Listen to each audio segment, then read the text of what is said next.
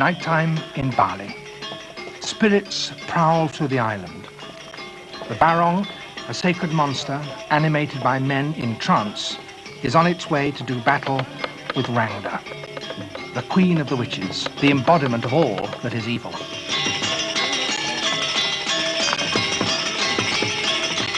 For the Balinese, it's a crucial duel on which the future of mankind could depend.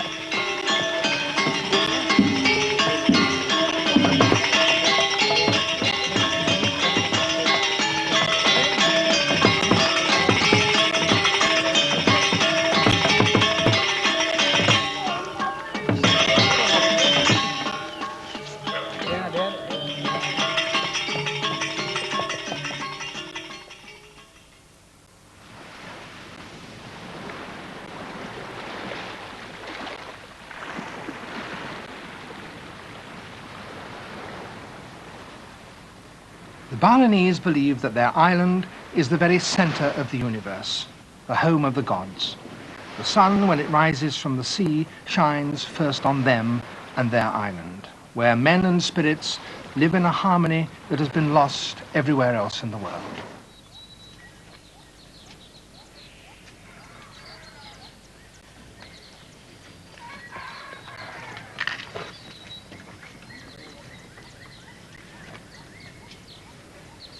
Each morning, soon after dawn, every householder makes offerings. Cows are blessed with holy water and given special titbits as a sign of respect to the spirit that gives them life.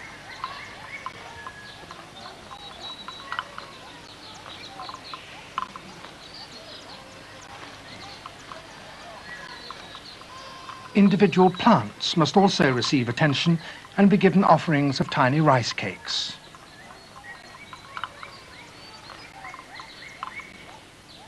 Every village has at least one temple, sometimes 2 or 3, and throughout the year, at anniversaries and festivals, extravagant offerings of fruit and rice cakes, pig meat and chickens must be taken there.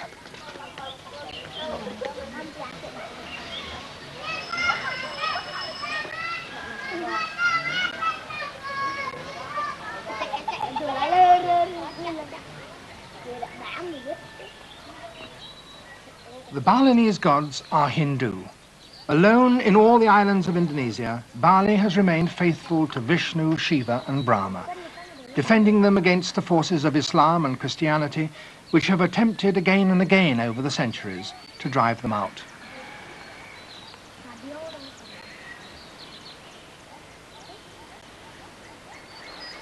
The gods, in their turn, have been generous to the Balinese. Their island is well watered and drenched in sunshine and as fertile and as beautiful as any in the world.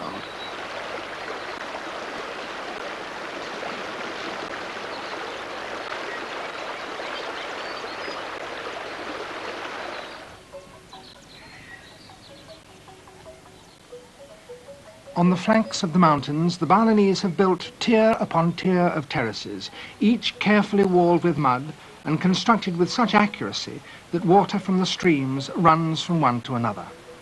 Here, under the tropical sun, the rice seedlings grow with a speed that is almost visible.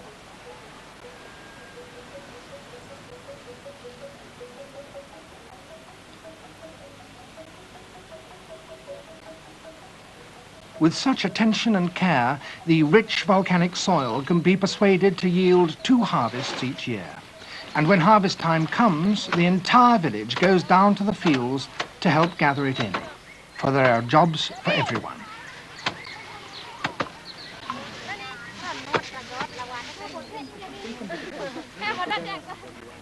But even growing 2 harvests a year doesn't require every man to labor in the fields every hour of the day.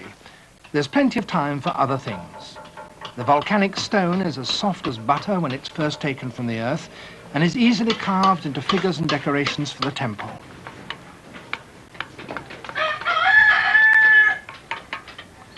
The Balinese are an extraordinarily gifted people. Everyone, it seems, in his spare time is either a sculptor, a painter, a dancer, or a musician. And in order to worship the gods properly, a man must practice such arts. All rituals connected with the temple demand lavish decorations and offerings which may take weeks, even months to make. So it happens that within the same part of the island, even within the same village, the preparations for several festivals may be going on simultaneously. Every year at the feast of Galungan, the spirits of the ancestors come down to spend 7 days on earth, and every village must welcome them. Giant puppets, 10 feet tall, will cavort along the streets to the temple, where they will solemnly dance in front of the shrines, and they must be decorated with flowers for the occasion.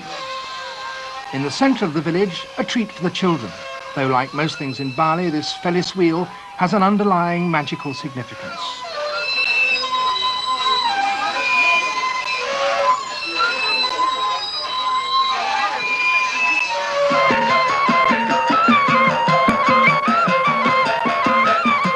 The streets must be lined with ceremonial arches of bamboo, hung with elaborate tassels, the penyor.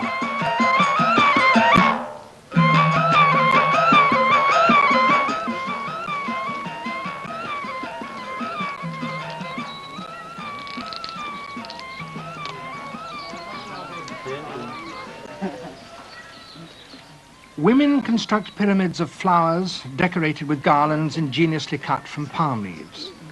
The day of the week of the festival dictates the colors, and the place of that day within the very complex Balinese calendar, the number of different elements they use. And the character of the god to whom the gift will be made also affects the design, for individual gods have individual tastes. The men also build offerings, though they do so not with flowers or rice cakes, but with pig flesh. The meat roasted on long bamboo splints, the fat and the tissues of the stomach carefully pinned into a gigantic bouquet of pork.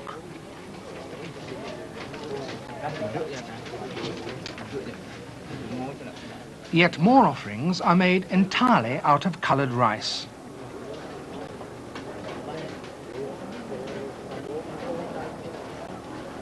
In this village, Ubud, several months ago, a prince died. His body, which has been carefully embalmed, must be given a ritual cremation. That will require a great deal of sacred paraphernalia. The figure of a naga, a mythical snake 50 feet long, an animal figure to hold the coffin, a huge tower representing the universe. The village men have been working on these for several weeks, and they are not complete even yet.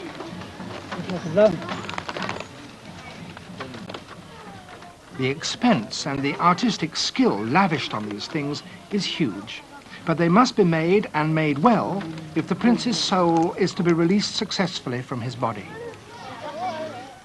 The most sacred place in the whole island is Gunung Agung, the central volcano, and here one of the most important of all festivals is long overdue. The temple of Besaki stands on its flanks. This is the mother temple from which all other temples derive their spiritual power. Prayers and offerings are made here continuously throughout the year, but now there is a special intensity and urgency. The people are beginning the 2-month preparations for Ekadasa Rudra, a ceremony that must be performed every 100 years to rid the island of its accumulated spiritual pollution. People come from all over the island, bringing offerings. Some carry their musical instruments, so they may play in the temple.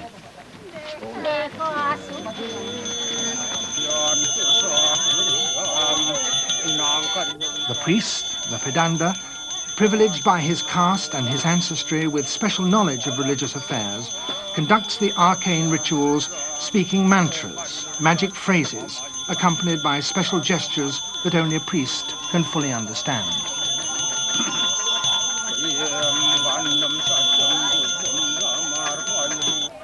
In a neighboring courtyard, a puppet master has set up his gods and heroes of painted buffalo hide and is recounting yet again an episode from one of the long Hindu sagas.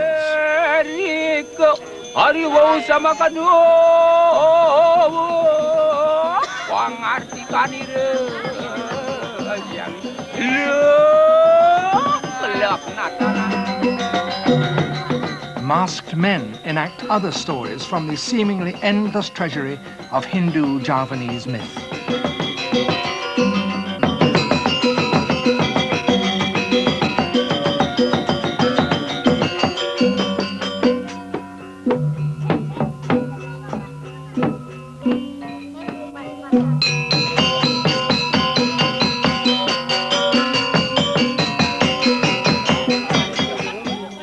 fights too are being held, not merely for sport, though they're certainly that, but because the earth requires anointing with the hot blood of an ebbing life.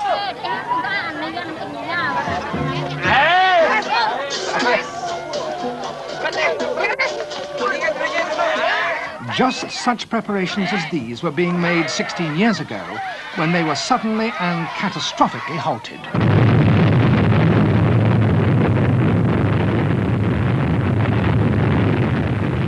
In February 1963, Mount Agung erupted.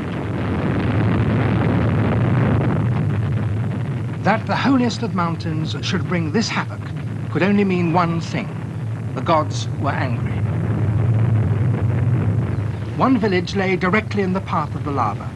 Most people refused to leave and simply sat facing the mountain, praying.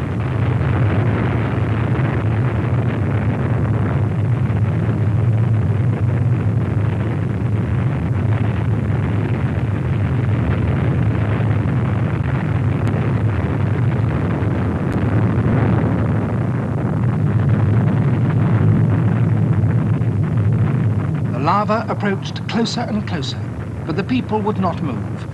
If their sacrifices were not enough and the gods required them to die as well, then die they would.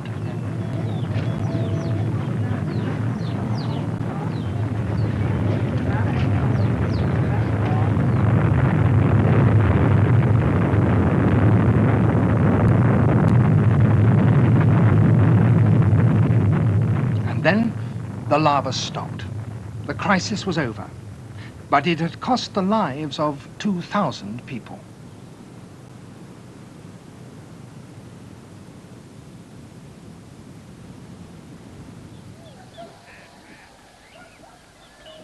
"16 years have passed since then. The priests have debated and decided that a second attempt must be made to hold Ekadasa Rudra and cleanse the island of its century of pollution. A propitious date has been discovered and preparations are beginning again.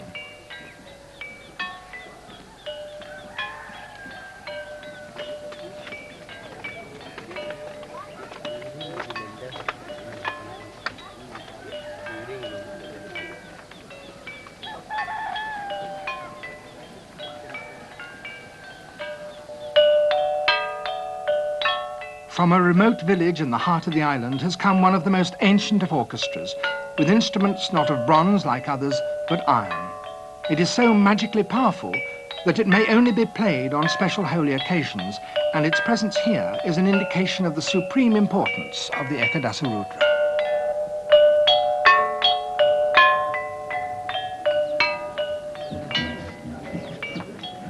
As people assemble, the priest blesses and purifies them, sprinkling them with perfumed water.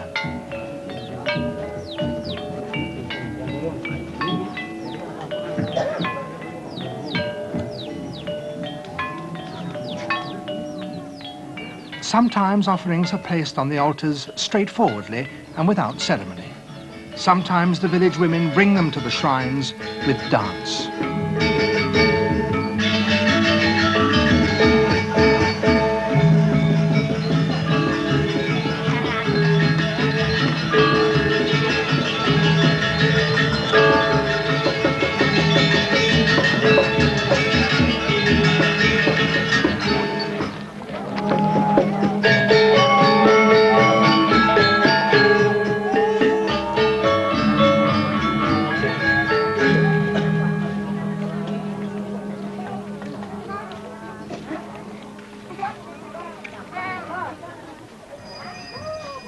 Three days before the climax of the festival, the gods of Besaki must be taken down to pay their respects to the gods of the sea.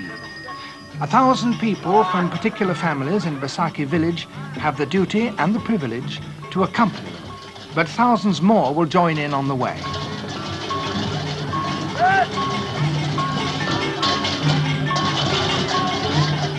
Some of the shrines that the villagers carry on their shoulders contain images beneath their protective shrouds. Others are seemingly empty, for the gods themselves are invisible.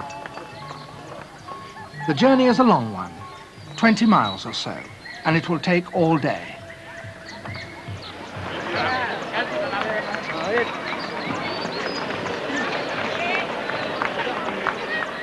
In each village they pass through, the people greet them with offerings of food to the gods.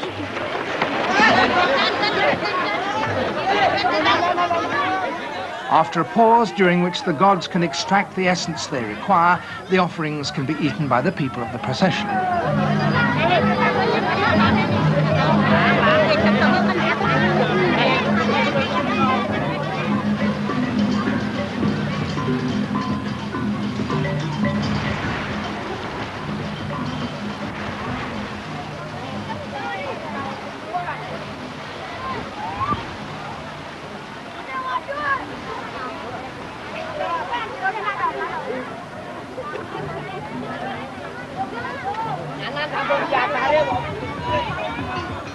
At last they reach the seashore, and the shrines are carried down to stand beside the waves.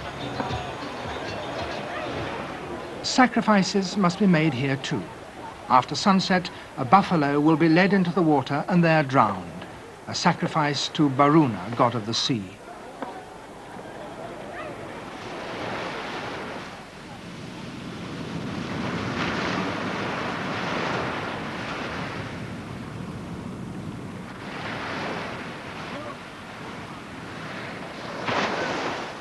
At the same time, the gods of the opposite pole of the Balinese universe must also receive their due.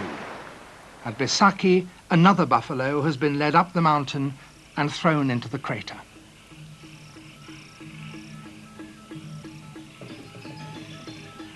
While the people in Besaki await the gods' return, dancing continues.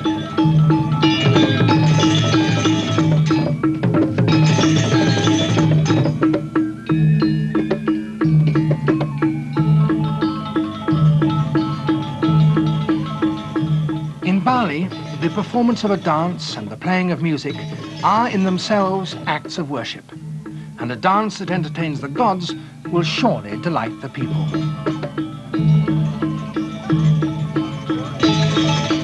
He performs a martial dance and portrays all the emotions that swirl through a young warrior's mind on the eve of battle: ferocity and skill, fear and courage, cunning and vigor.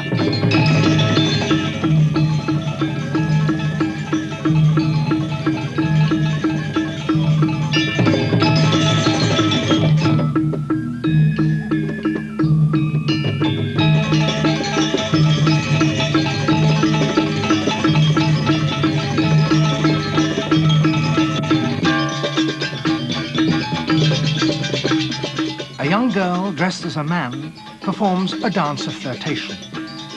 Dances such as these follow traditions that go straight back to the courts of the Hindu princes who ruled Java in the 15th century, and before that to India. But Balinese dance is an inventive and continuously developing art.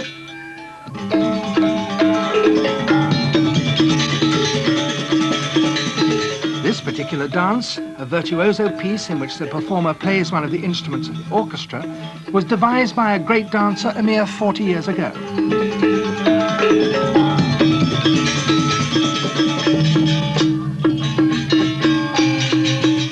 The Tumuliligan, a love dance in which a young girl displays all the grace and charms of feminine beauty as she mimes a honeybee sipping nectar.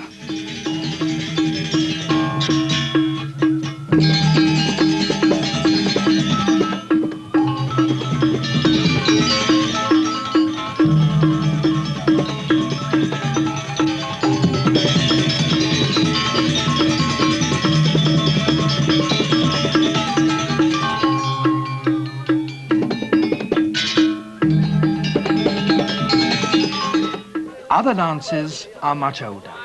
This is the kechak, performed to the chants of men impersonating monkeys.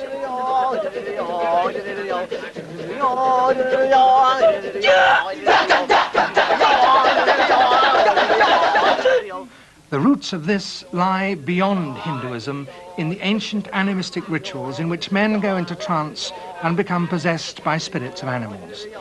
And its fascination comes from the wild yet superbly disciplined.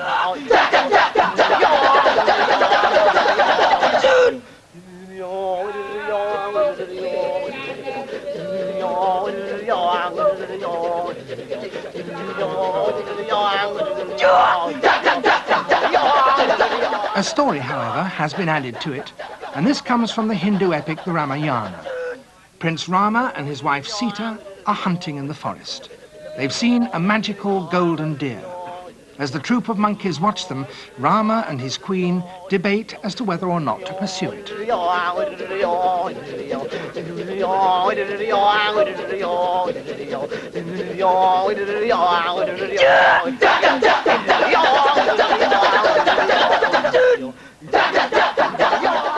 Rama decides to follow the deer.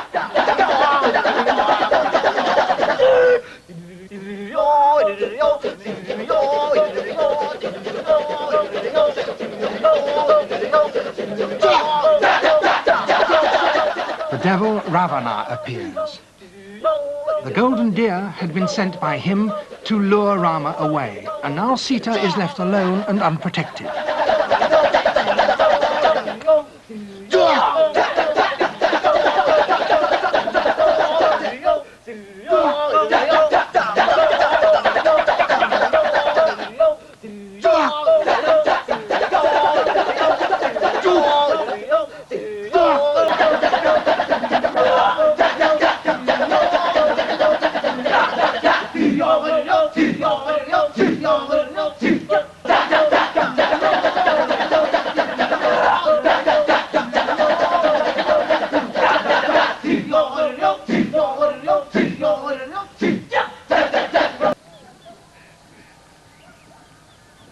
During the day, sacrifices and offerings continue to be made at Baisakhi.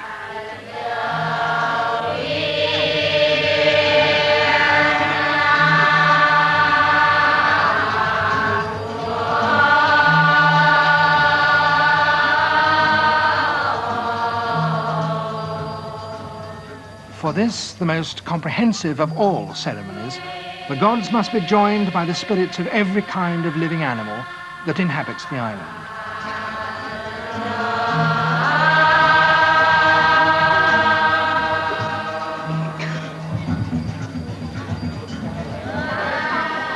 As well as buffalo, there are pigs and dogs, cats and eagles, peacocks and pigeons, even spiders and fleas.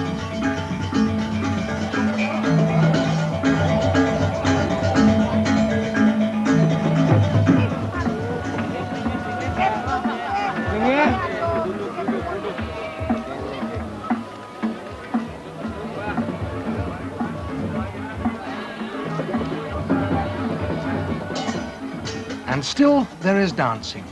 New performers prepare themselves.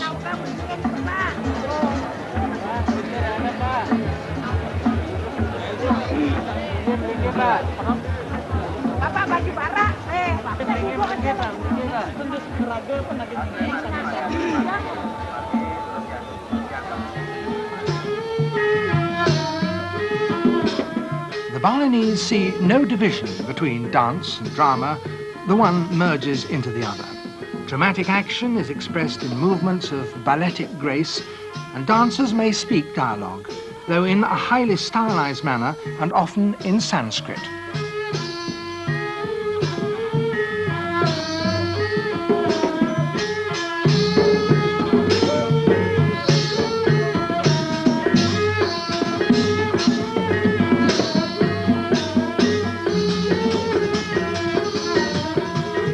This is the story of Panji, a prince from the ancient kingdom of Singasari, who falls in love.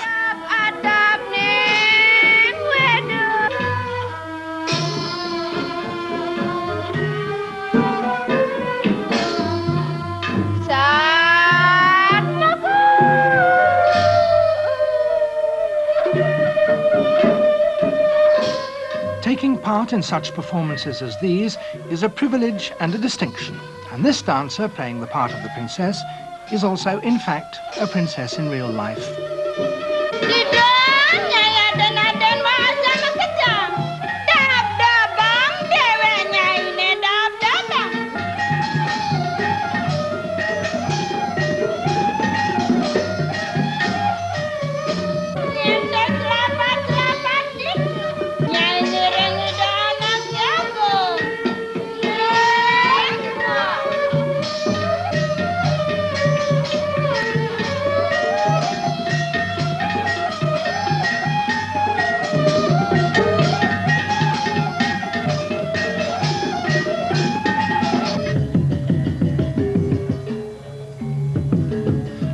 not all dances are restricted to the graceful retelling of ancient tales of courtly love. This one was originally performed before going to war. It's so ancient that it is now regarded as sacred and may only be performed within a temple.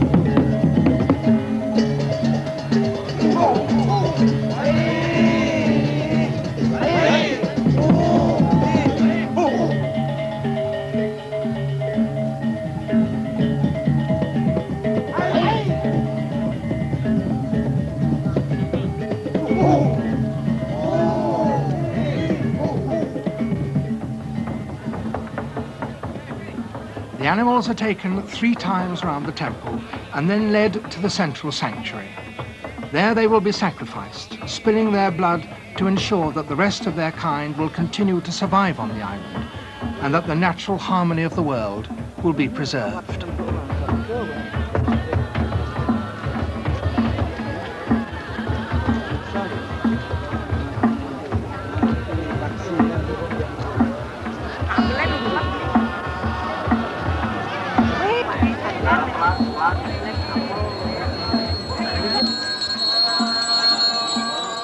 In one final act of piety, 23 pedandas from all over the island pray together for the purification of the universe.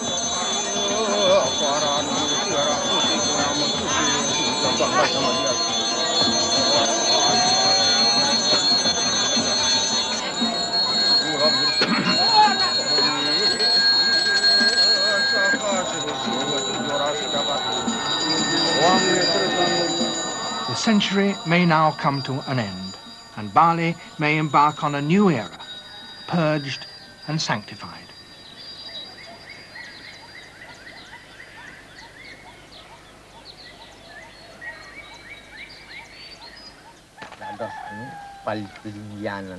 The pedandas, on whose skill in religious matters so much depends, are all Brahmins belonging to the highest caste. Among themselves they speak high Balinese that few others understand. They can even read the ancient Sanskrit texts. One of the most senior of them, who had played a major part in the Ekadasa Rudra, repeated some of the mantras he had used in the ceremony so that we could see the movements in detail.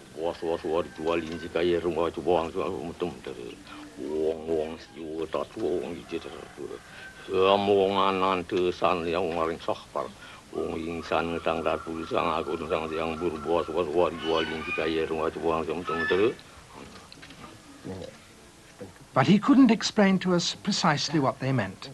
That was a secret matter that only a pedanda, after a lifetime of study, could even begin to comprehend, or had a right to know.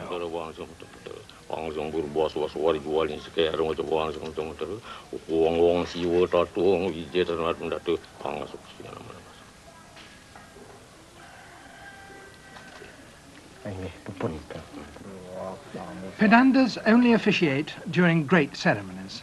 On less grand occasions, blessings are given by the village priest, the Pemanku.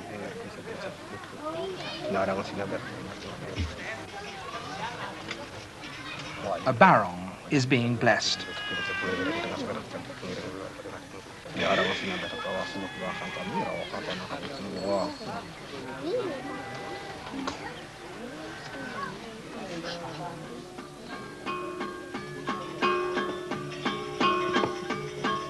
Every village possesses such a barong.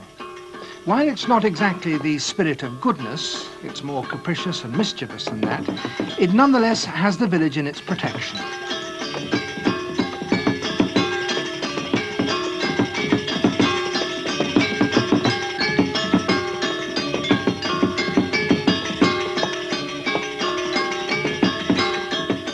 Its mask and coat, magically powerful, are kept in the temple shrouded in boxes, but it often comes out to dance when orchestras, gamelans, play beside the temples.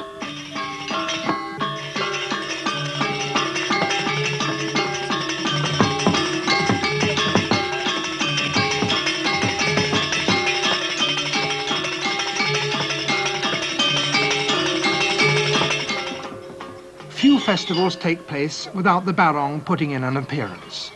Indeed, one of the first signs that something magical is stirring in the village is the sight of the barong with its attendants walking along a road.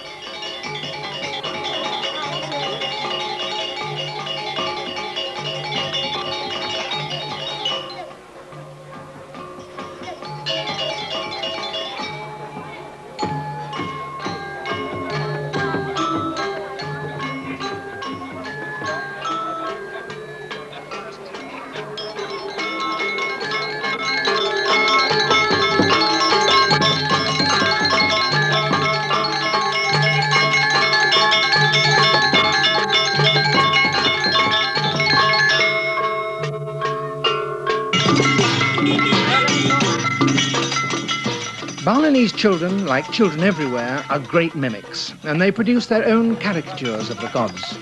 In so doing, they naturally absorb the steps of the dance and improvise simple music. But to play in the gamelan, they must take lessons.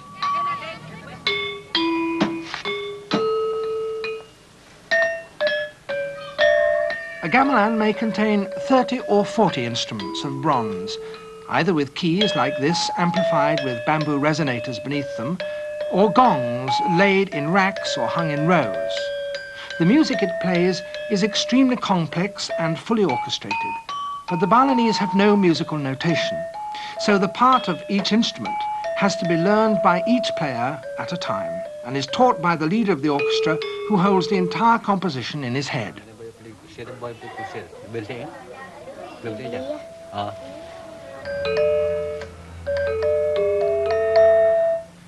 As one hand strikes the metal key with a hammer, the other has to follow a fraction of a second behind, dampening the note with finger and thumb.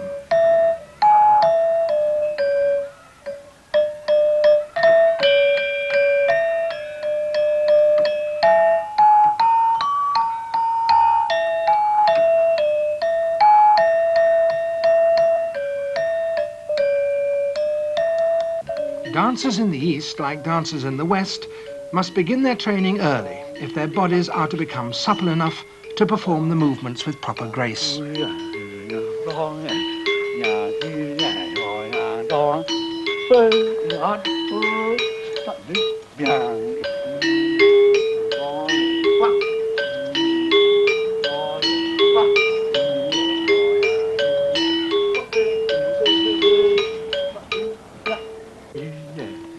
The dance these children are learning, the most famous and classical of all the island's dances, the legong, can indeed only be performed by small children.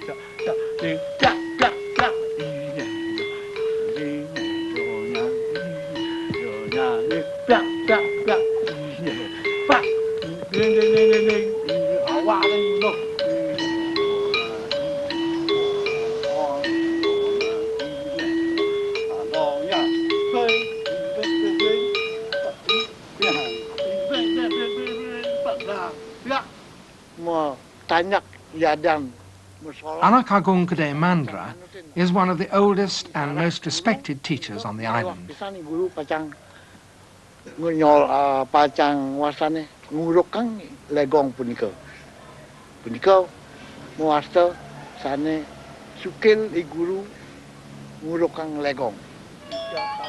His method of teaching is the simple and traditional one, guiding the children's limbs and, if necessary, twisting and pulling them into the correct position.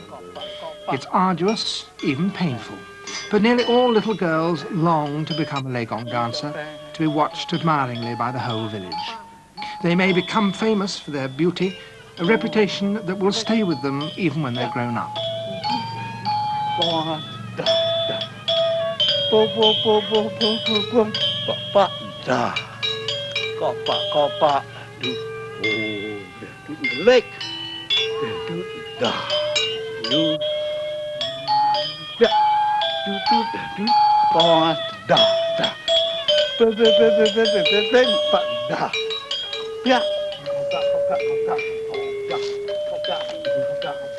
The story of the legong concerns the king of the ancient land of Lassam, who, on the way to a battle, meets a bird of ill omen. This child will represent the bird.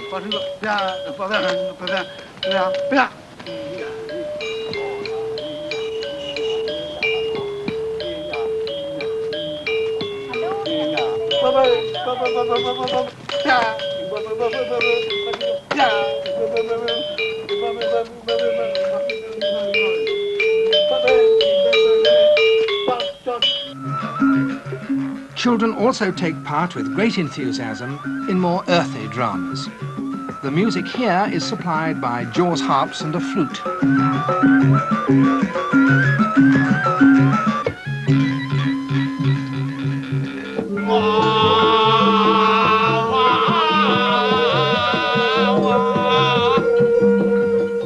The scene is the palace of an ancient kingdom of Java.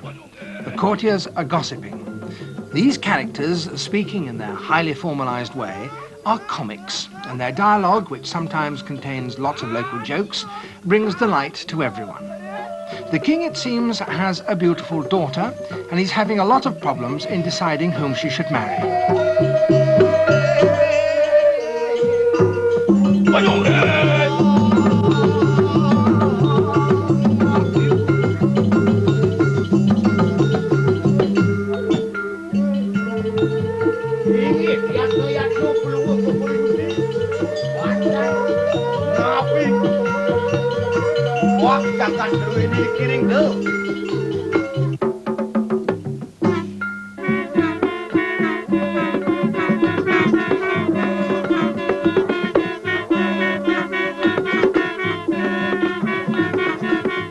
A horde of small frogs invades the palace.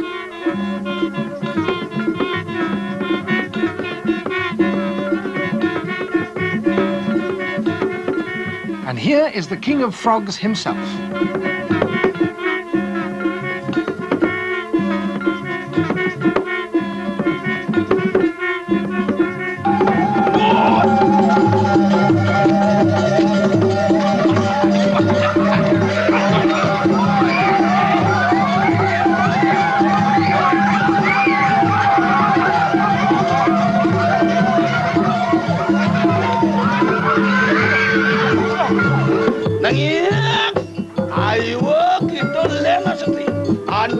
He says that he wants to marry the princess. The King of the Frogs is introduced to her, but the courtiers explain that it would be impossible for such a beauty to marry such a monster.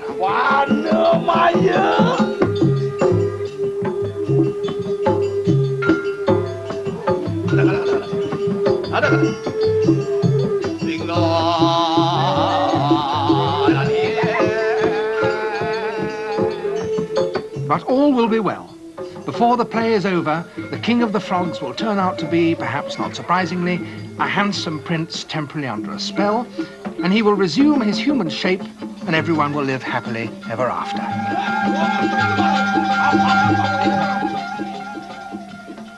In the village of Ubud, as the time for the nobleman's cremation approaches, a legong will be danced in the temple, and the shrines must be decorated with special hangings. The little dancers must pray to cleanse their spirits and prepare themselves for the performance. They are given holy water.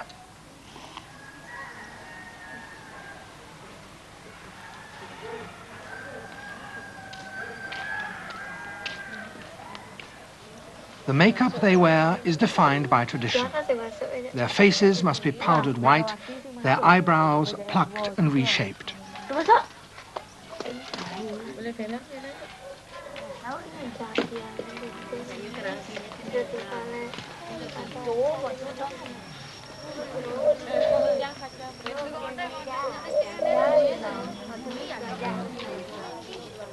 Their costumes are of silk painted with gold, and they wear stiff jackets, sashes and shoulder pieces made from gilded leather.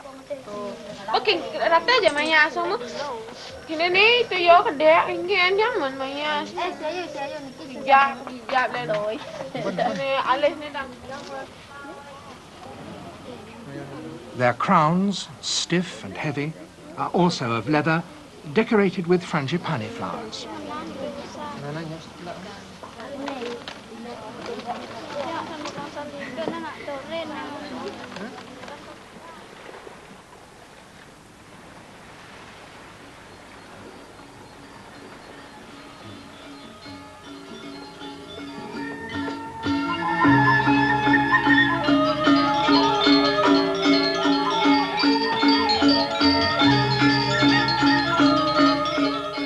gong is essentially a display of youthful grace and elegance, performed to music that everyone knows and conforming to standards that everyone recognizes.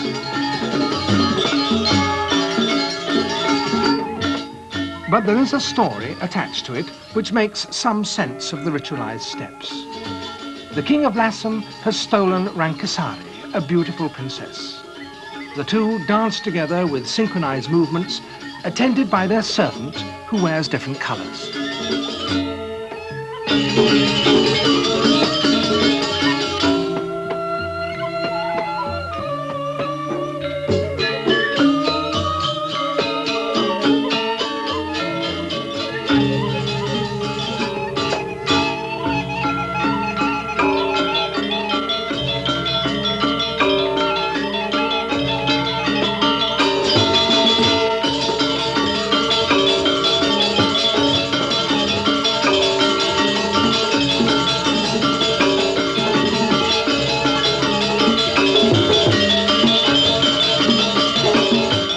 The little servant leaves the king and the princess alone to dance together.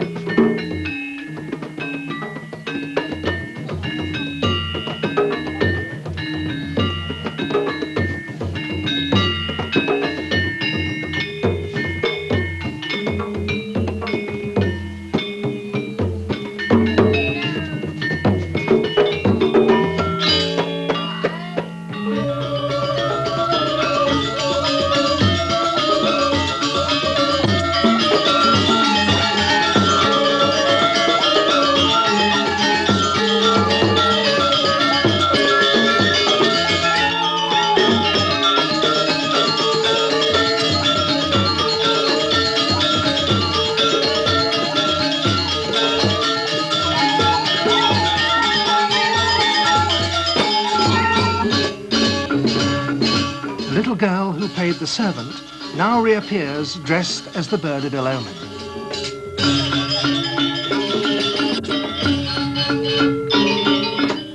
The king has decided to go out and do battle with the princess's brother, but the bird warns him that if he does, he will be killed.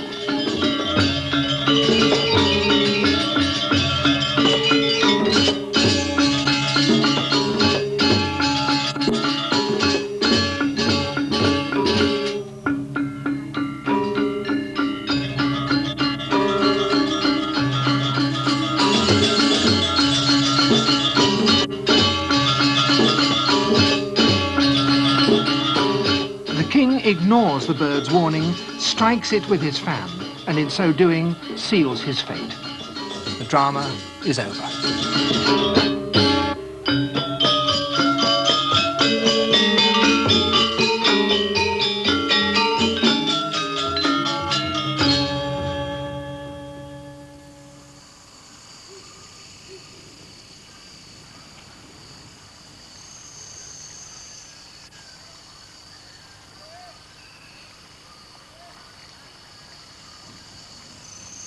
Just as the life of a Balinese is filled by the arts, so its end is marked with a final act of pageantry, the cremation. In Ubud, preparations for the burning of the prince's body are complete. The action of the ceremony, in essence, could hardly be simpler. The body will be taken to the cremation ground, transferred to a pyre, and be burned. But the Balinese, with their passion for visual display and their genius for decoration, have turned those actions into a spectacle of dazzling brilliance. Every woman in the village, it seems, is on her way to the temple with offerings. The ruler of the village, the Chakoda, brother of the dead man, is also on his way to the temple where the Naga, the sacred snake, is waiting to be summoned.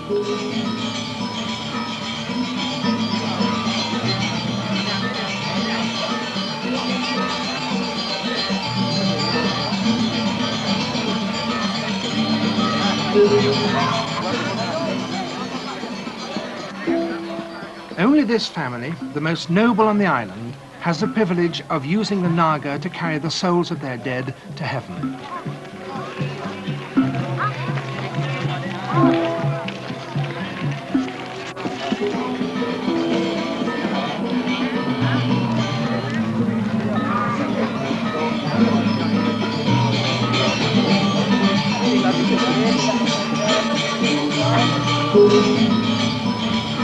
The Naga's body is over 50 feet long, but its tail is extended many times that length by a long rope to which all those who wish to speed the soul on its journey will wish to cling.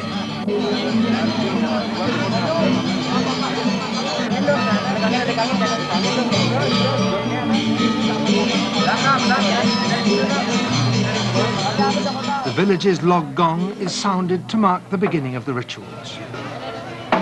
The huge tower in which the body will be carried to the cremation ground is so big that it has had to be built in parts and they're not yet assembled. The top of the tower represents the heavens to which the soul will ascend. It has 9 stories, the prerogative of a nobleman. The base is shaped in the form of a turtle entwined by snakes, for this, in the Balinese belief, is the foundation on which the world stands.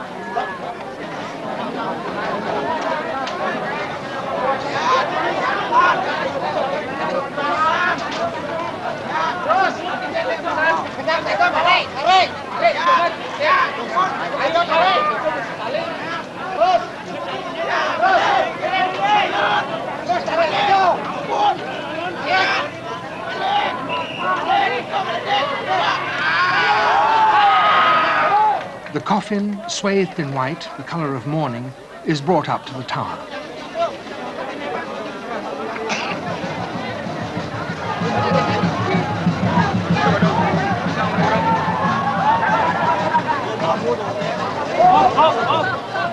The Pedanda must fire arrows tipped with flowers to kill the Naga serpent, so that its spirit will be released and be ready to carry that of the dead nobleman to heaven.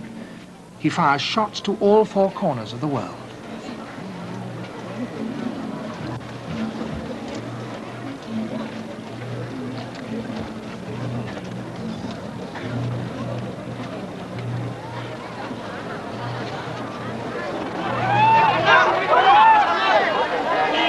The huge black bull that will eventually hold the coffin during the burning is taken to the cremation ground. The body within the tower is now also taken there.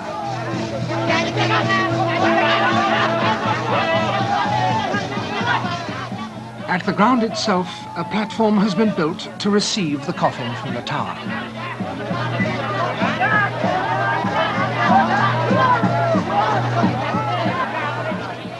The coffin is brought down and placed within the body of the bull.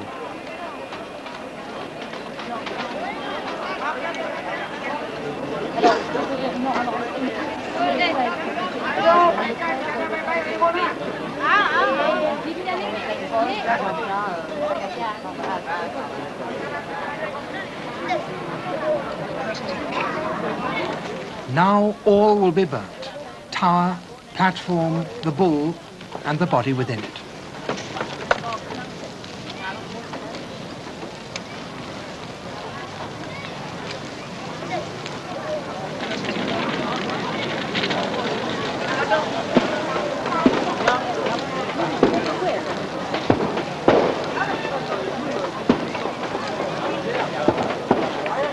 The widow makes her final farewell. In the last century, she would have flung herself into the flames so that her soul might accompany that of her husband on its flight to heaven.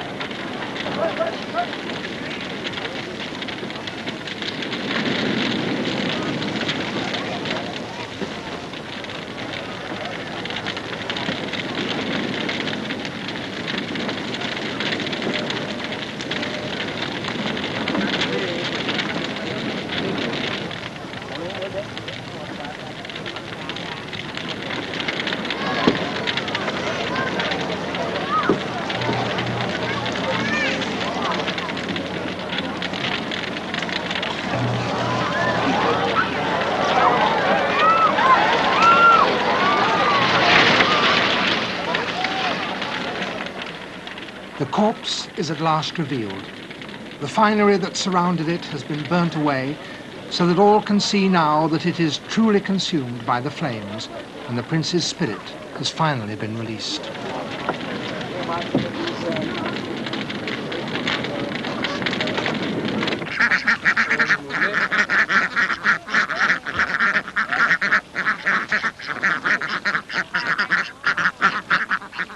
Although the dramas and rituals of Hinduism contribute so much splendor to Balinese life, it is the more ancient animal spirits that seem to capture the Balinese imagination and inspire their greatest affection and their greatest dread.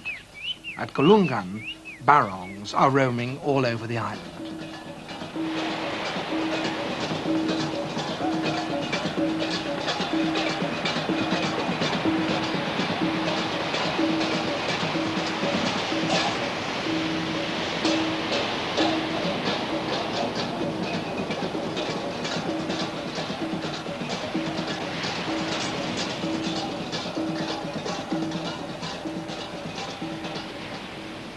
As darkness falls, witches will be about, and if the barong meets them, there will be a battle.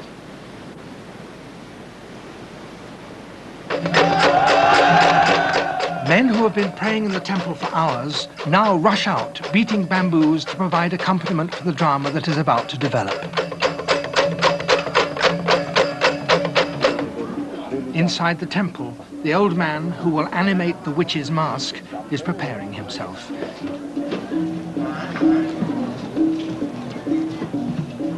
He's famous for the depth of the trance that he falls into and the power with which a spirit takes over his body.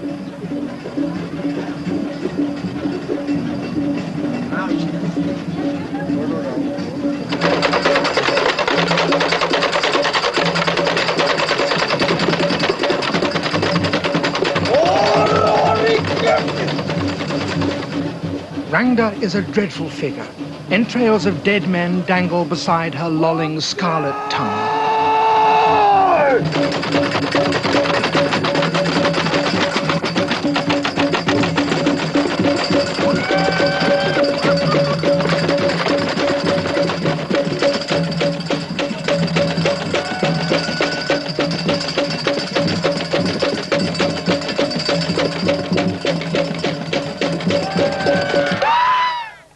With a sudden spell, she throws the men into trance.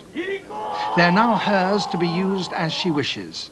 They are her servants. Evil has possessed their souls.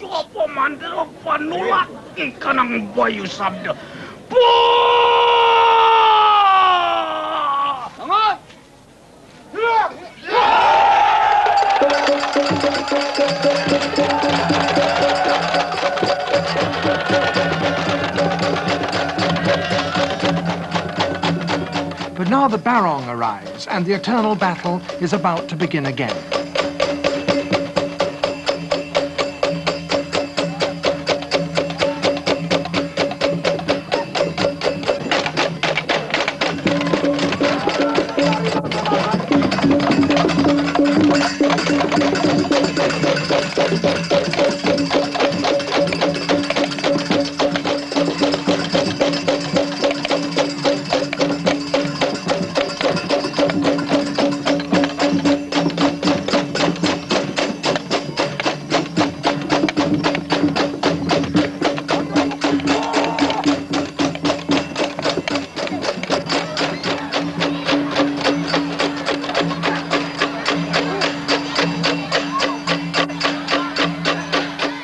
Rangda puts a spell on the barong too.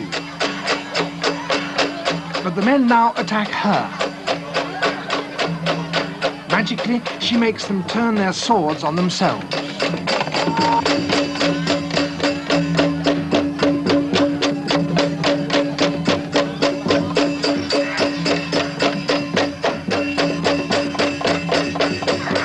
But the barong's magic is stronger.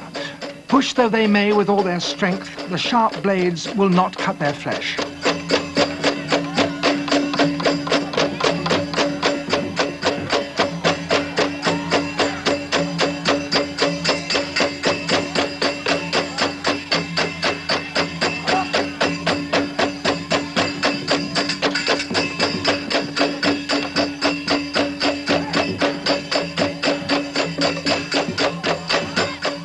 drama is over.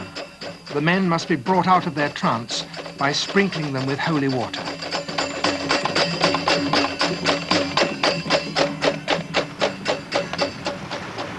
For a moment, it had seemed that the outcome of the drama was in doubt, that there was a chance that Rangda would subdue the Barong, that evil would triumph.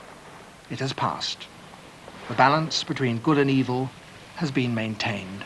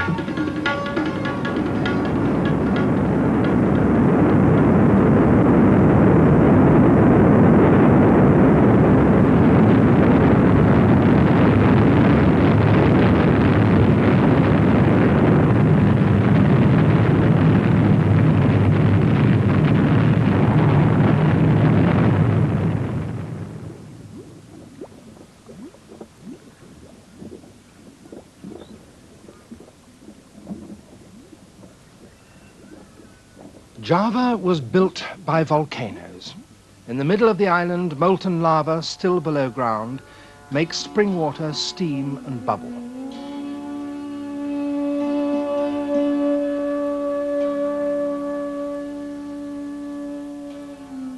This place, where the forces of nature demonstrate their power so dramatically, is holy.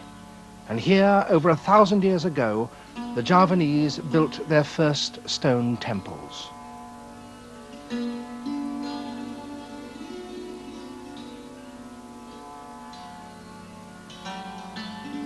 They dedicated them to the god who, like the volcanoes, both creates and destroys, the Hindu god Shiva.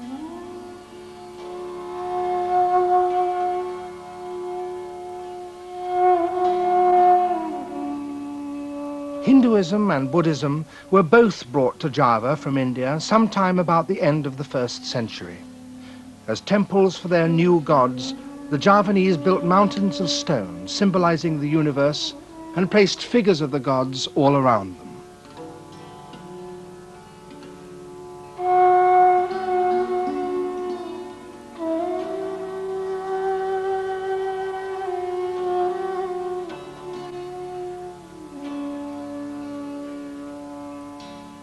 Some of the temples still tower majestically over the rice fields. Others, small and exquisite, nestle among groves of bamboo. These buildings, set up during the 8th century, mark the beginning of a golden age in Java, when the arts of architecture and sculpture, music and dancing reached marvelous heights. The sculptors decorated the temple walls with elegant panels, and in small cave-like chambers in these mountains of stone, they placed figures of holy men and of the gods themselves. The Buddha, his hand raised in blessing. The bull Nandi, which carried Shiva on his journeys. The traders who brought these religions from India also brought images of their gods which served as models for the Javanese. This 4th century bronze Buddha, found in an island north of Java, was almost certainly one of them. But soon the Javanese were themselves producing their own versions. This one, cast in solid silver and showing the Buddha holding a lotus, dates from the 10th century. This was also made about the same time in Java. It represents a bodhisattva, one who has achieved enlightenment but who has renounced it in order to return to the world and help suffering mankind. The Javanese sculptors also carved in stone another bodhisattva, his holiness apparent from the halo around his head. A monk, shaven-headed in meditation.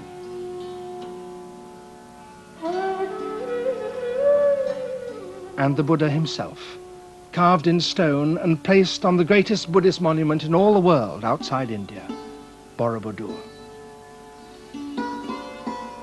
This temple too represents the cosmic mountain.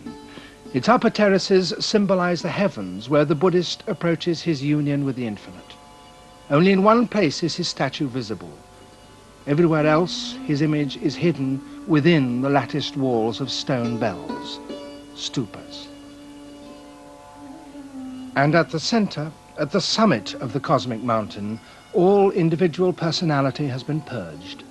The biggest stupa of all is solid stone. Beneath the upper celestial levels, which represent the enlightenment found by the Buddha, there are long galleries richly carved with friezes showing life as it's lived on earth.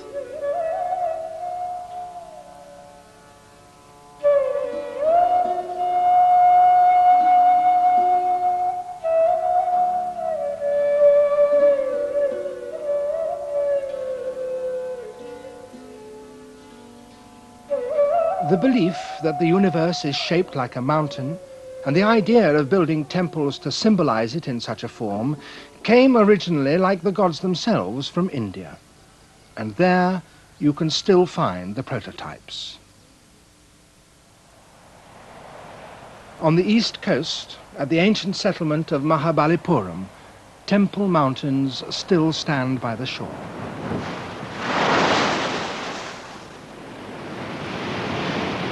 Once, Mahabalipuram was a large trading port, one of the busiest in all India.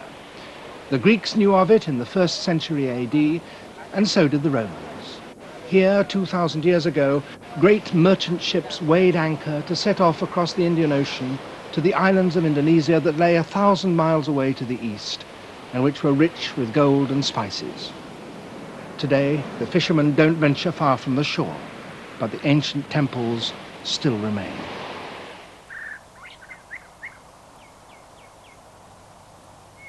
Many of the temples have been cut into the solid rock. These are dedicated to Shiva.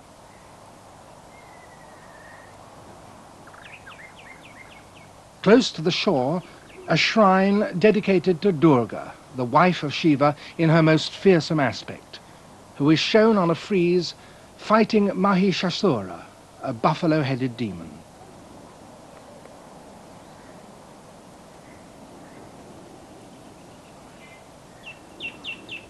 Shiva is also lord of the animals, Pashupati, and images of them swarm over the rocks and the cliffs.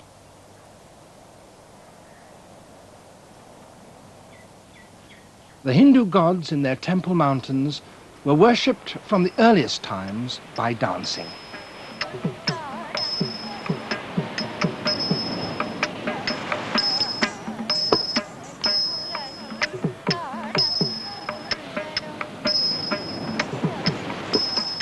The gods themselves were dancers. Shiva created the world by dancing, standing on a demon, shaking a hand drum, and moving his body to the rhythm of its beat, so that the world materialized around him. Since then, people have danced in his temples in order to invoke him and the other gods, and to please them.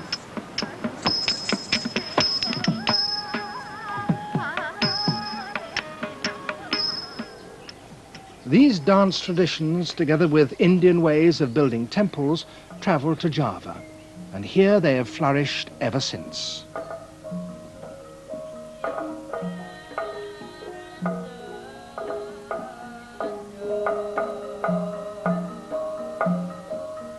The movements of Javanese dancers clearly derive from Indian traditions, but their gestures are much more restrained.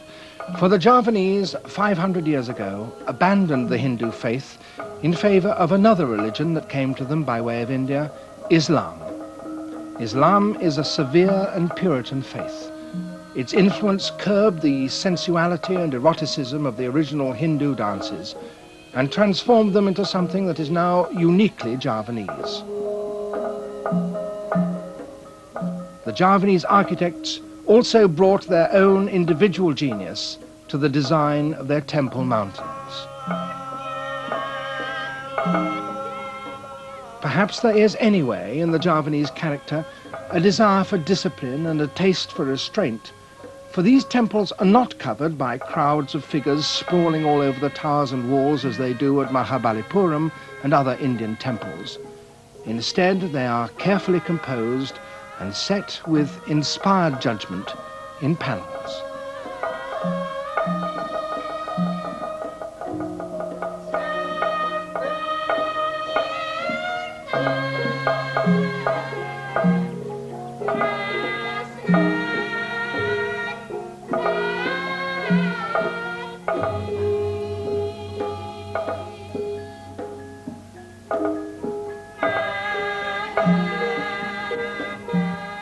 The goddesses are not full-breasted and sensual like their Indian prototypes, but elegant and lissome.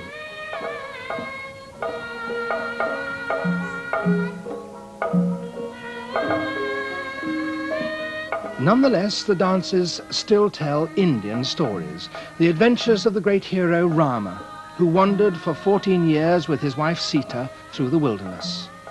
And that story, too, is found in the temple sculptures.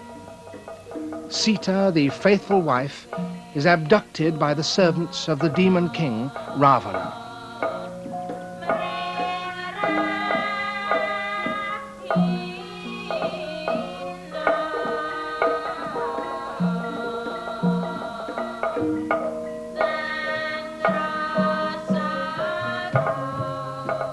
Rama pursues him. And eventually, using the gigantic bow that none but he could bend, he transfixes the demon king with an arrow. In the villages, the people regularly and enthusiastically enact dramas, telling the tales of ancient heroes. But just who they are is difficult to say, for many religious traditions are now intimately entwined in Java. These hobby horses hark back to ancient animistic trance dances. The characters with their heavy moustaches are Hindu heroes, and the people who portray them are themselves practicing Muslims.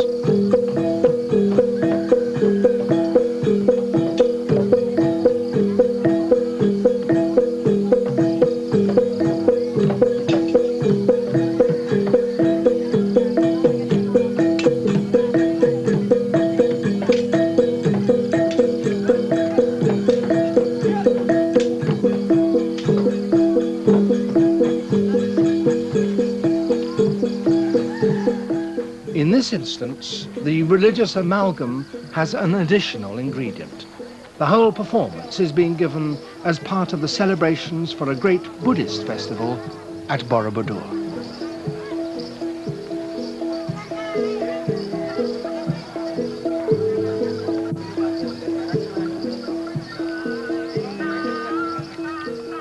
The number of practicing Buddhists in Java today is tiny, but Borobudur is so sacred a place to all Buddhists that many come from overseas to visit the monument. Every year, on the day of the full moon in May, a ceremony is held to commemorate the anniversary of the moment over 2,500 years ago, when the Buddha, sitting beneath the sacred Bodhi tree in India, attained enlightenment. The occasion this year at Borobudur is particularly important, for a seedling, derived, it's believed, directly from that ancient tree, has been brought by monks from Sri Lanka to be planted here. The most easily understood common language spoken by the Sri Lankan monks and the Indonesians is English. It is now my pleasure and privilege to ask you, Your Excellency, that on behalf of the government of Indonesia, to plant this rose sapling on this historic site.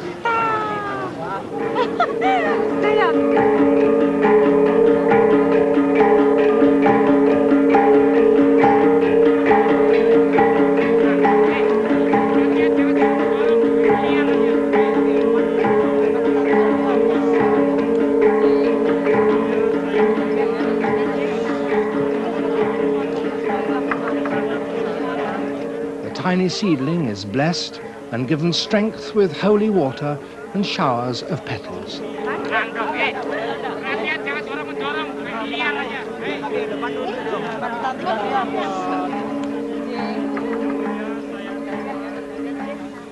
After the tree had been planted, the monks who had come from so far reverently visited the monument.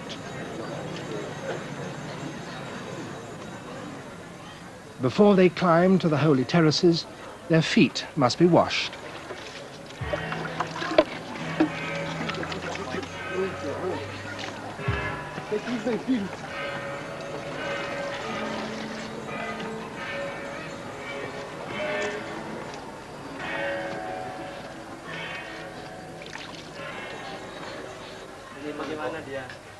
Now they begin the first of the 9 circuits of the monument that all devout pilgrims should make.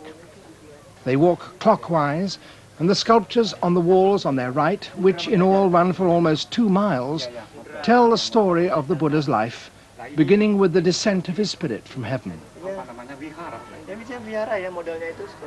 These lower terraces show how he was born as a prince and spent his youth in luxury, hunting, feasting, dancing, and enjoying all the sensual pleasures of life. The sculptors who carved these panels inevitably used images from their own everyday lives to tell their story. So these friezes give a marvelously detailed picture not of India, but of Java in the 8th century. This was the kind of ship that must have brought the Indian traders to these shores. Perahu atau kapal yang model begini ya, itu cukup susah. Iya. Begitulah memang. Atau ini lambang daripada Dhamma. Jadi yang ambil mirip dengan yang sana itu. Oh, yang ini yang perahunya ini ya. There are nearly 1,500 of these narrative panels. They served as a book to those who couldn't read, as text for sermons to the monks who guided the faithful, and as a way of enabling the pilgrim himself to relive the life of the Lord Buddha as he walks past them. When the prince was 29, he left the palace in which he had spent his youth, and then he saw for the first time the sufferings of mankind. Horrified by the pain and sorrow that he found, he gave away his possessions, exchanged clothes with a beggar, and shaved his head. Then he started on a journey seeking wisdom that was to last 6 years. These panels illustrate his progress and fill it with miracles and supernatural episodes and frequent visitations of gods and goddesses who float down from heaven to watch over the Buddha-to-be.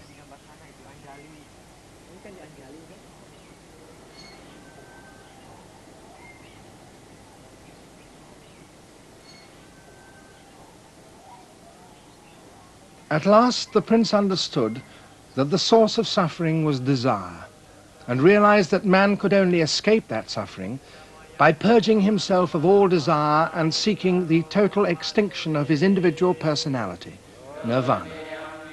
That realization is symbolically portrayed as the pilgrims leave the last of the friezes and emerge onto the upper terraces. For here, all representation of the earthly life and all ornament has disappeared. Here, they meditate.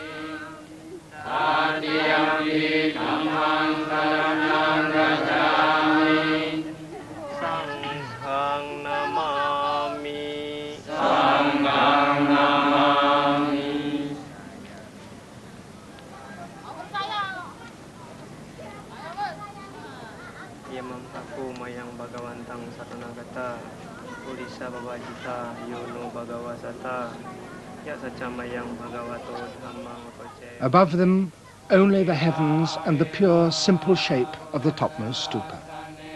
Here at last, through meditation, pilgrims may glimpse the ultimate truth.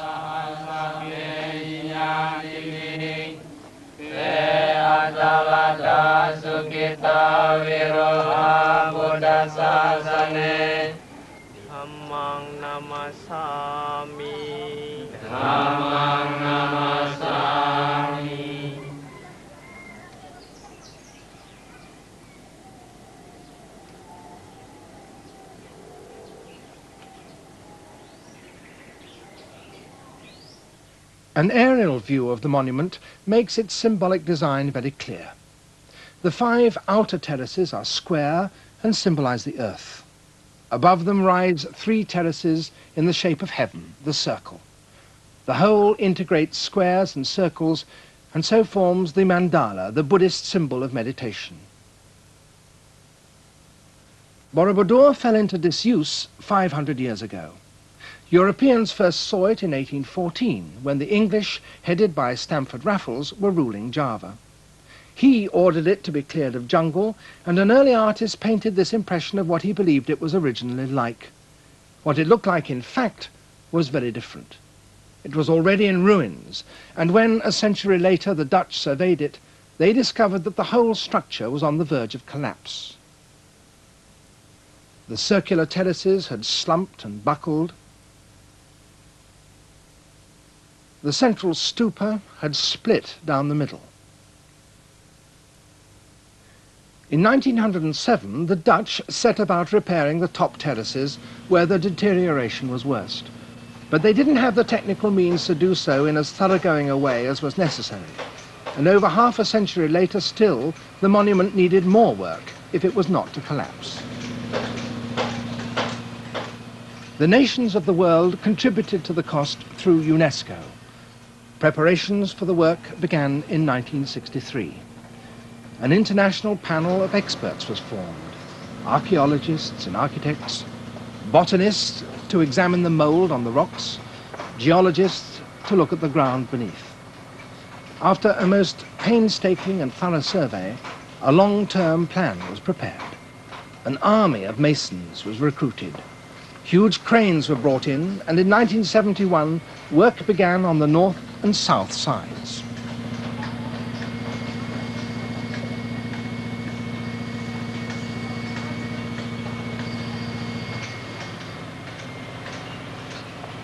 The leader of the whole team is an Indonesian archaeologist, Dr. Sukmono, who told me the cause of the trouble.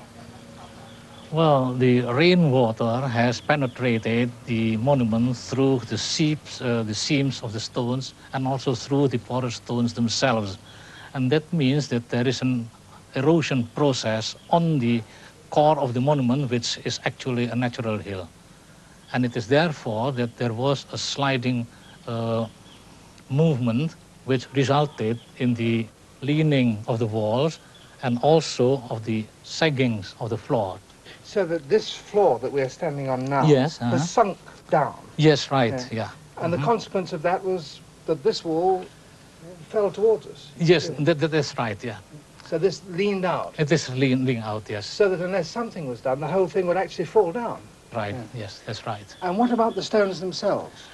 Well, these stones are suffering from a deterioration process, and it is again caused by the seepage of water from the core of the monument, which carries with it several kinds of minerals and several kinds of salts and all other kinds of chemicals, which attack the stones through an oxidation process. And it also looks as though almost everything grows on it.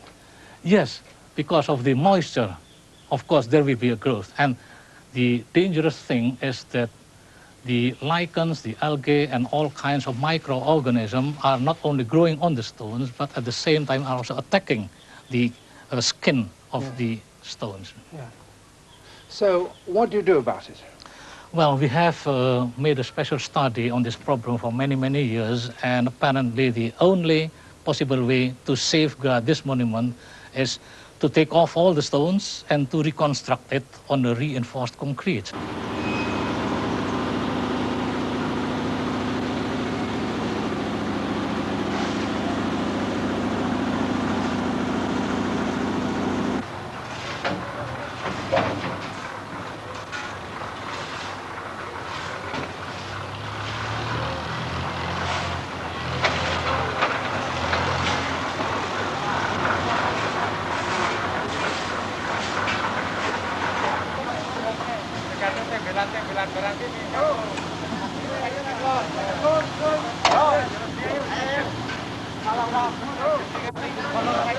So after the stones have been removed, the hill which the builders of the monument used as a basis 1,200 years ago is being reconstituted by a lattice of iron rods surrounded by hundreds of tons of concrete.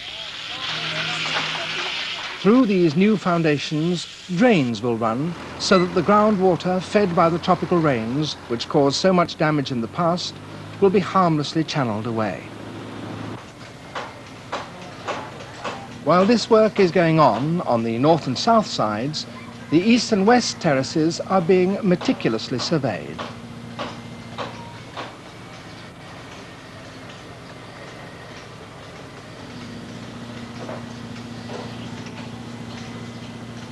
Borobudur contains about 1 million carved stones, quite apart from the plain blocks that form its interior. And every one has to be examined, measured and numbered. Its damage noted, its need for special conservation treatment assessed.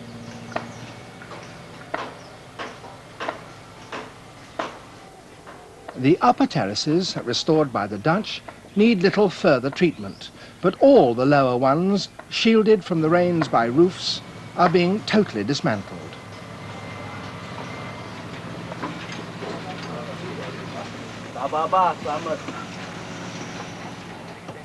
Beneath the carved stones are another 2 million or so plain blocks, and these too have to be removed. Each one must also be carefully numbered and catalogued. All the blocks, carved and uncarved, are stored in racks. The reference number, dimensions, original placing and storage position of each one of the 3 million has been registered in a computer so that the restorers can immediately find any block they want. They may discover from the computer that some of the carved stones were misplaced during earlier restorations. They may also wish to use one of the plain blocks from the interior to repair a damaged stone from the exterior, and will need to know where they can find one of an appropriate size. Many of the paving stones in the galleries had been completely destroyed by the jungle trees that once grew over them. So new paving has to be constructed using blocks from the center.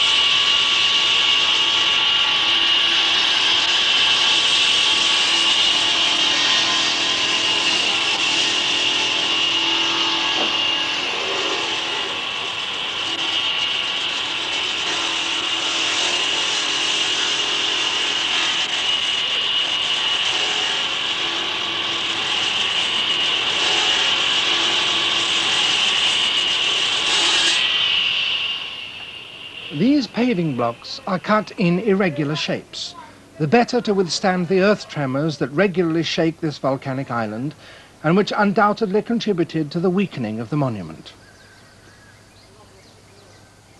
A great deal has been discovered during all this work. When the first excavations were made by the Dutch around the base of the monument, they found 2 further terraces, complete with friezes, that had been buried, perhaps to shore up the base, which may have started to spread very soon after its original construction. These illustrate the laws of karma, of cause and effect, of sin and its inevitable punishment, of virtue and its rewards, and already they're becoming overgrown. Originally, there were 504 statues of the Buddha here. 43 are now missing. Nearly half of those that remain have lost their heads. The computer can register the contours of the broken necks and should be able to help in matching torsos with heads that over the centuries have been pillaged and have now been recovered from elsewhere in the island.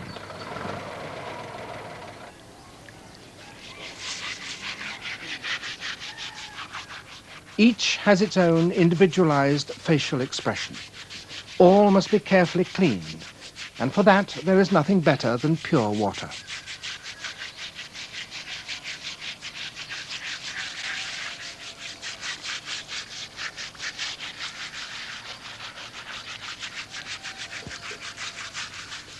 stains, patches of corrosion or concretions are meticulously removed. The original builders in the 8th century probably took several decades to construct Borobudur. The work of taking it apart, cleaning all its sculpture and reassembling it is likely to take at least 10 years and will not be finished until 1982. But then the monument should be able to withstand the tropical rains and earthquakes of another 1,000 years. While Borobudur is being taken apart, ceremonies that were once held there take place instead at Chandi Mendut, a small and perfect temple that was built at the same time as Borobudur and served it as a gateway. The monks from Sri Lanka who had come to plant the Bodhi tree also came here to worship with fellow Buddhists.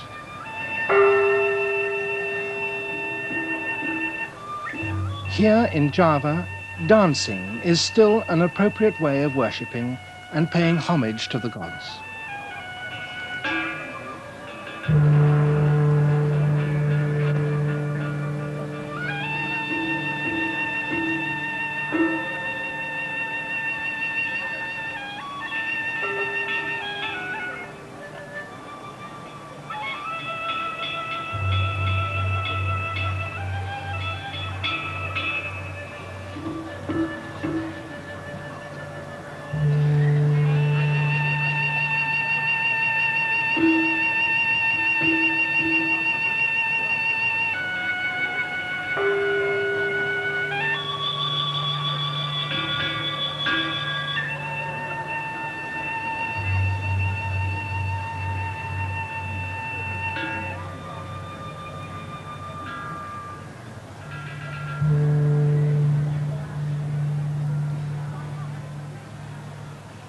The dance, which here is being performed as part of a Buddhist ceremony, originated in a royal palace.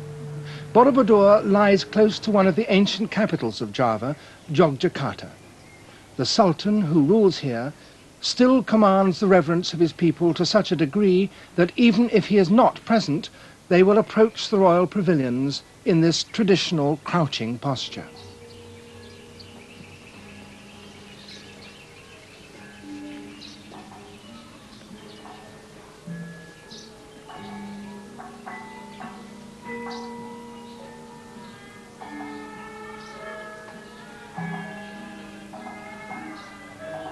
Here in the palace, the kraton, the stately, dignified court dances are still regularly performed and still taught.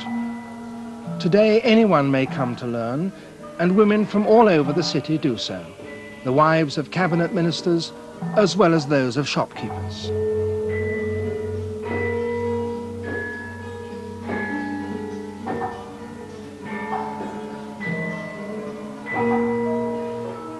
They do so, they say, because the discipline of the dance and the physical control it requires gives them solace and brings a deep pleasure.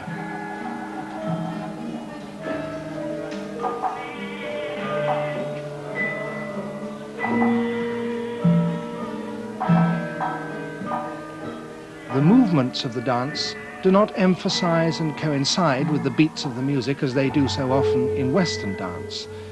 Instead, they weave in and out between the pulses of the slow, stately rhythms.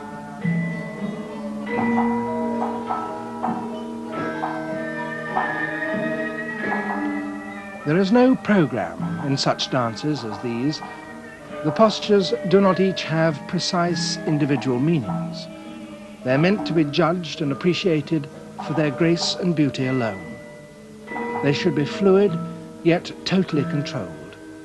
Every detail of movement, every position of the finger or the foot is prescribed by tradition. There is no room whatsoever for improvisation. Yet a great dancer can bring her own grace to her performance and make it unique and unforgettable.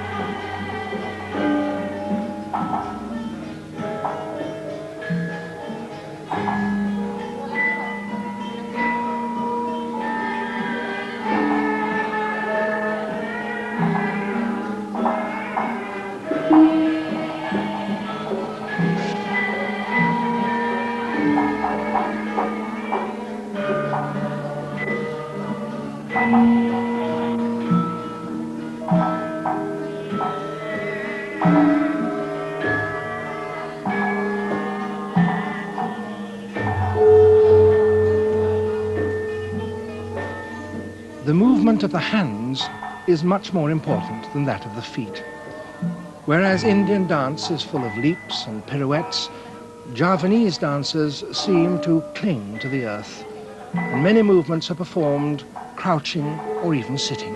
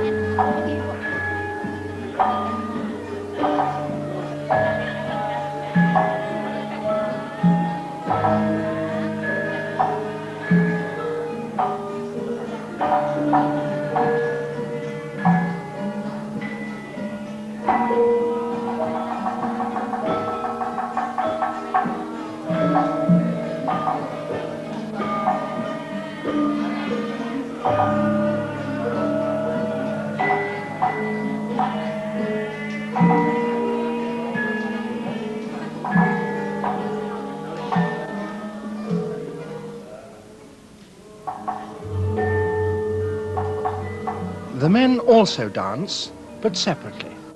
It's very rare indeed in classical dances like these for men and women to dance together. The teachers are men who have been court dancers all their lives. Only in 2 palaces, here in Yogyakarta and in the neighboring city of Surakarta, are there still teachers to give such lessons.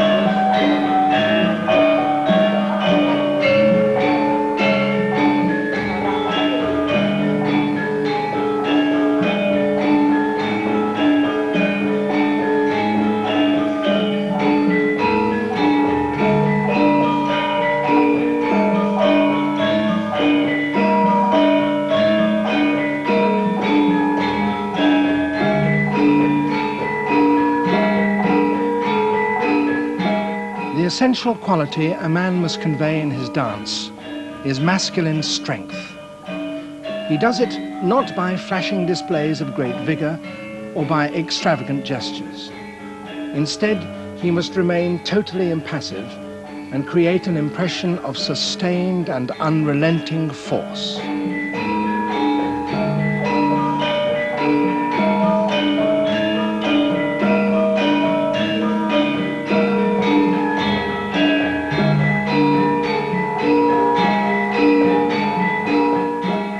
When the lesson is over, all must leave the royal pavilion as they approached it, in a properly respectful posture.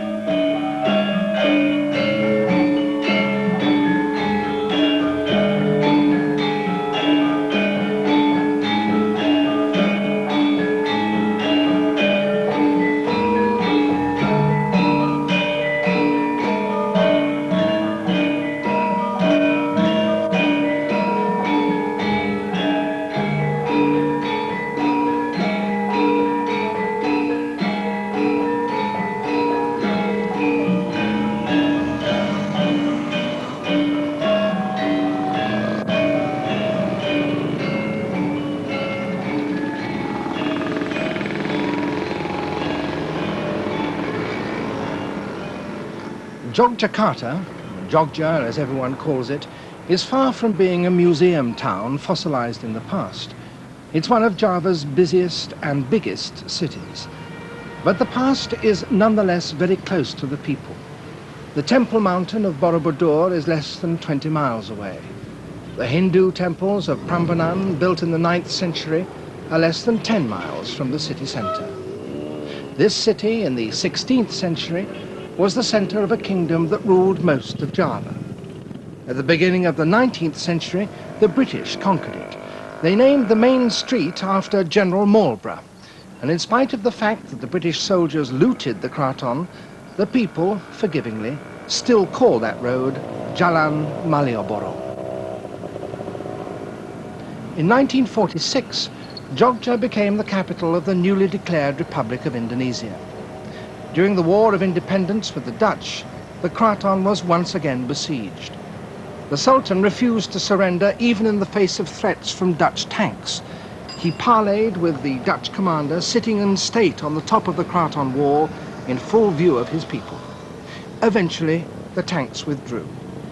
The capital of Indonesia has now moved to the newer city of Jakarta farther west, but Jogja, and in particular the Kraton, remains the cultural heart of the whole island. The Kraton is surrounded by 4 massive walls, each a kilometer long, that were built in the middle of the 18th century. Inside, there are a series of pavilions, most of them open on 3 sides, spacious and shady.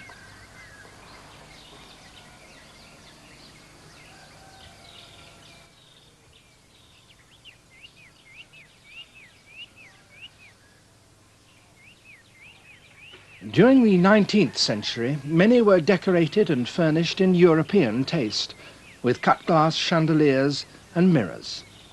But the atmosphere retains the grave and gentle calm that is typical of Java.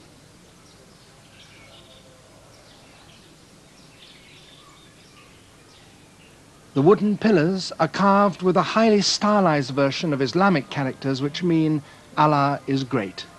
For the sultans have been followers of Islam for 500 years. Although the office of sultan in today's republic carries no political power, the ceremonials surrounding the sultan are still continued by his people, and he himself maintains companies of dancers and musicians, painters and sculptors to fill his palace with visual beauty and musical delight.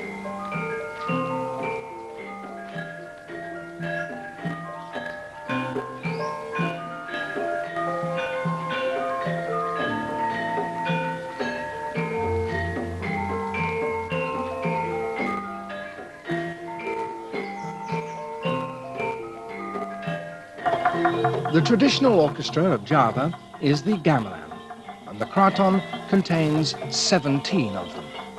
The biggest has over 30 instruments. Each gamelan has its own characteristic harmonies and each its own name: the torrent of honey, the fighting buffalo, the bird of paradise, the thunder of flowers.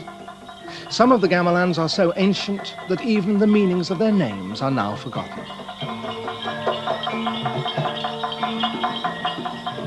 The dances they accompany tell an Islamic story. Two princesses are rivals to marry a king, and eventually they meet to fight over him. But the strange birds that carry them into battle are not Islamic. They hark back to a much earlier time. They are Garudas, the mythical eagles that carried the Hindu god Vishnu through the skies.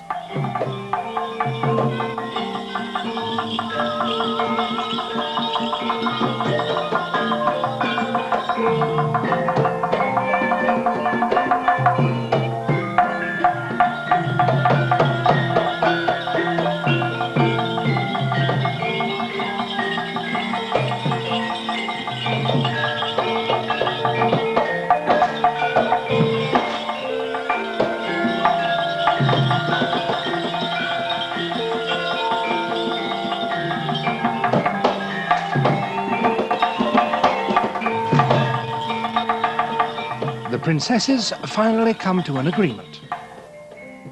They will both marry the king.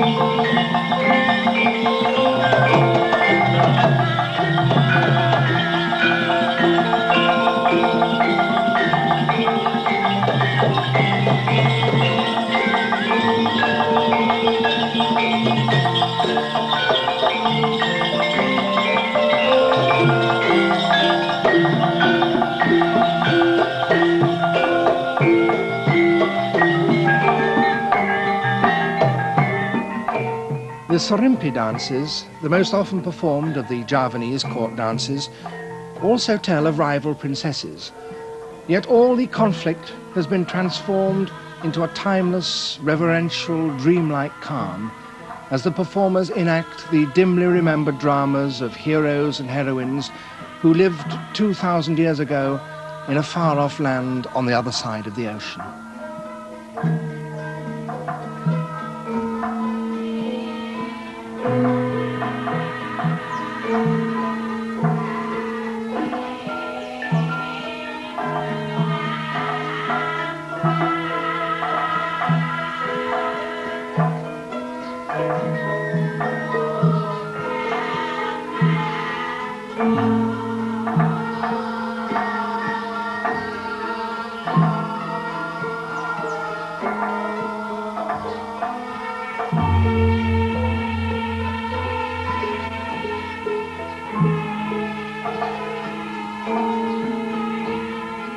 The dagger, the kris, which the dancers handle with such delicacy in this stylized, slow-motion battle, is more than a weapon. It is a highly sacred object imbued with supernatural strength. Some ancient and famous blades are so magically powerful that they will rattle in their sheaths to warn their owner of approaching danger and guide his hand in battle.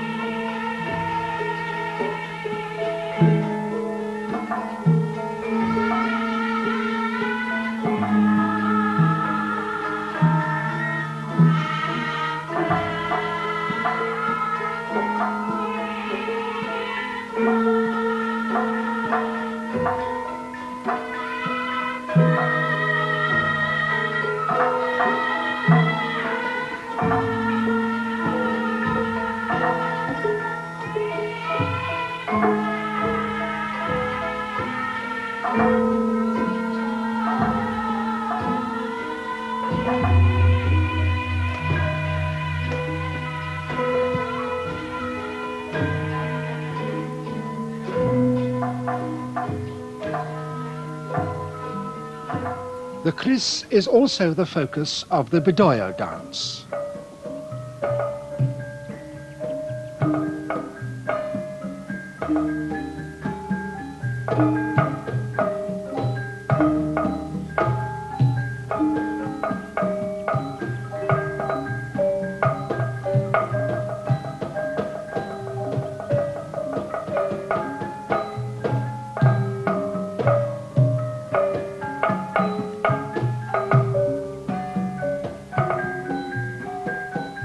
Originally, Bedoyo was performed only by small girls who were selected by officials of the kraton from among the children of the servants or from nearby villages and brought to the kraton to be trained. Today, the rules have been relaxed. Anyone who wishes may train for Bedoyo, and whereas once it was only permitted to be performed within the most sacred inner courts of the kraton, now it's danced in many places, including the nearby temples of Prambanan.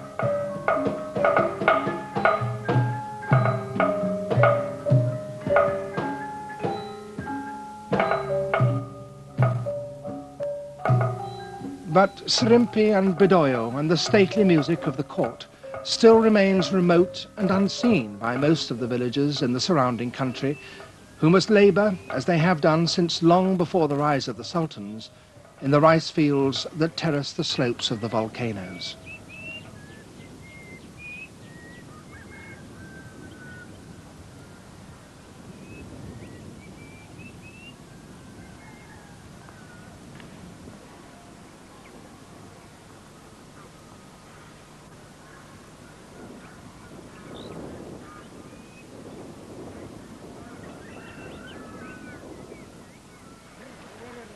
Rice, and the technique of cultivating it in flooded terraces, was brought here, it seems, like so much else, from India nearly 2,000 years ago. Before that time, the people lived in the forests that covered the island. It was rice that allowed the population to grow to its present size, and with 98 million inhabitants, Java is one of the most densely populated lands in the world, and it is rice that still sustains them.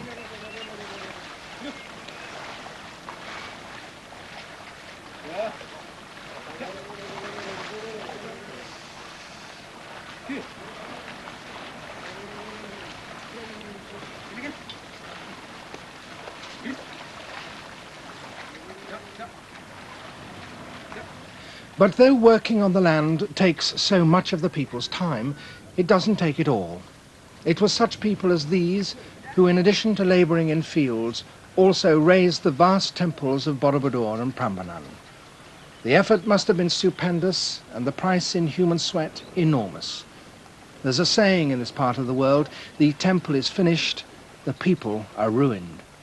Certainly, the centuries of effort that produced those marvellous temples were followed by even longer periods which left no monuments at all. Jogja, however, does have some industries, and some of considerable antiquity.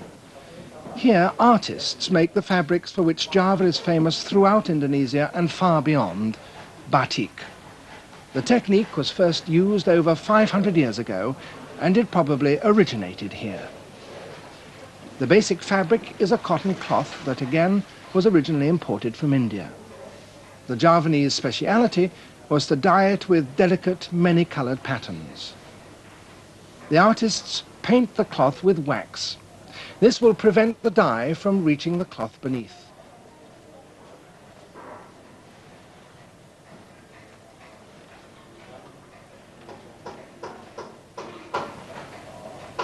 Sometimes only a tiny line is to be left undyed, and then the wax is put on through the spout of this instrument, the tanjing.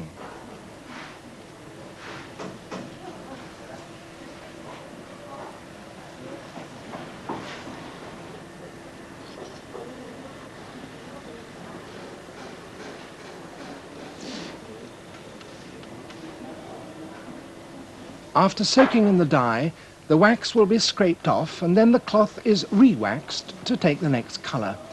It may take up to 15 days to complete a single cloth. Some of the designs are made for the exclusive use of the palace, and the most celebrated batik workshops are those that nestle around the kraton walls in Jogja.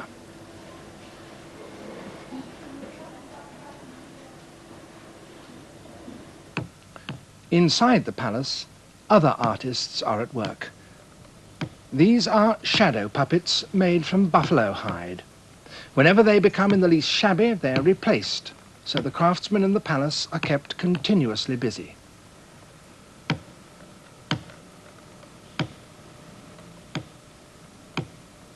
The whole work is done in reverential silence, and well it might be, for these puppets will represent gods and goddesses.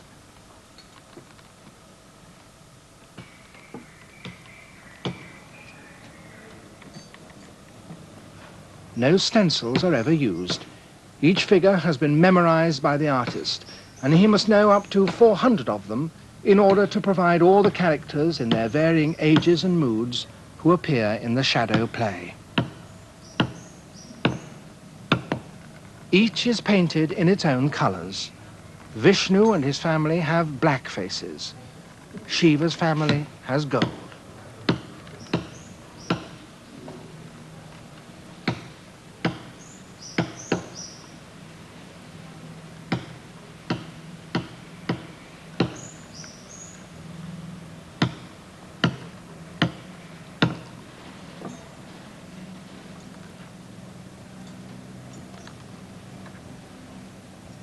The leather is stiffened by rods of horn or cane, which must be steamed into shape.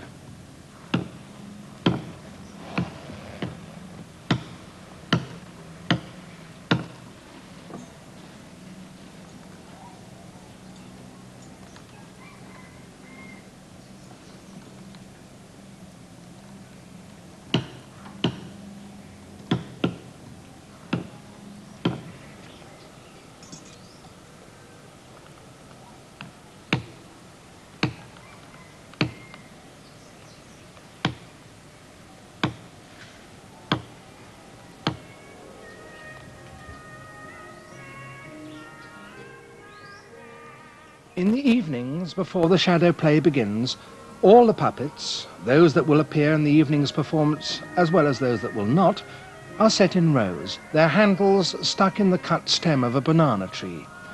Each has its proper place. The bad characters are ranged on the left of the screen, the good on the right. For performances in the kraton, a full gamelan accompanies the drama. Iki lamun mboya tak tutup pedhut ing kayangan. Patih Mamang Dono bisa gawe obro markatan ing kayangan. Rekono padha semingkira. Ulun yang bakal nrenggalangi. An oil lamp hangs high behind a screen of cotton cloth on which the puppets cast their shadows.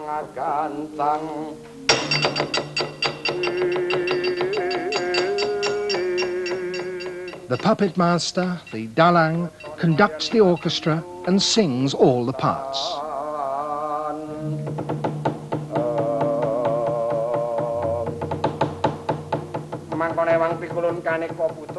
The grotesque shapes of the puppets date from the 15th century and may well have been given to them as a way of avoiding the Islamic ban on the making of human images. The stories the dalang tells, however, are Hindu, and the puppets themselves are older still. They perform not just to entertain, but to rid the village of disease, to bless a marriage, or give fertility to the newly planted rice.